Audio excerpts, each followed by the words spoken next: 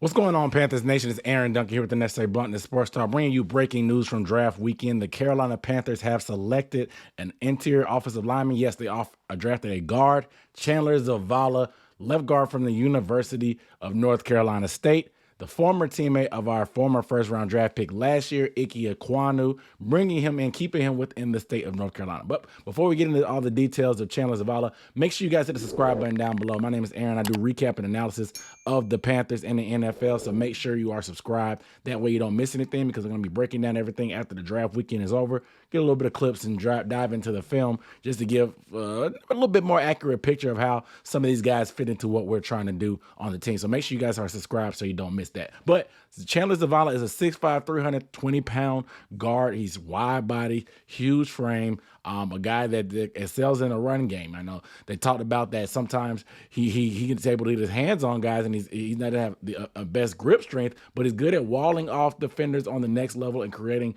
running lanes for running backs behind him. And in pass pro, he's good at anchoring down at times. Just needs to get better at some of his hand placement and just getting a better finishing of blocks. He's good at that initial punch, but finishing blocks is where he can excel at. Needs to improve it, excuse me. But regardless, this is good insurance piece for us. As we know, Brady Christensen and Austin Corbett both got hurt in the final game of the season last year. It seems like Brady Christensen is on a good track for his rehab, as he's been participating in some of the offseason workouts already. But we do need some insurance within the interior as well. I'm a big proponent of always drafting offensive linemen, because what happened to the Panthers last year, where outside of Pat Elflein, nobody really got hurt, and the continuity was there, and that was a big part of them being so consistent. So you want to always keep adding to your offensive line just in case for injuries, because guys get rolled up on. Injuries happen just because, and you want to keep adding that. And with the James Camp and our offensive line coach, put a guy in there, a developmental piece, it allows a little bit more flexibility. Now, if Brady Christensen, if somebody happens to go down, knock on wood, Brady Christensen doesn't have to be your starting guard and your backup left tackle. You can move guys around a little bit more and feel a little bit better that way. However, Zavala is a solid piece. I think they can develop and eventually maybe even see some starts down the stretch because of, like I said, that need of having some of that insurance there. This guy's pretty good. Over the past 2 seasons, he's only given up 1 sack and 8 pressures. So you got to feel good about that.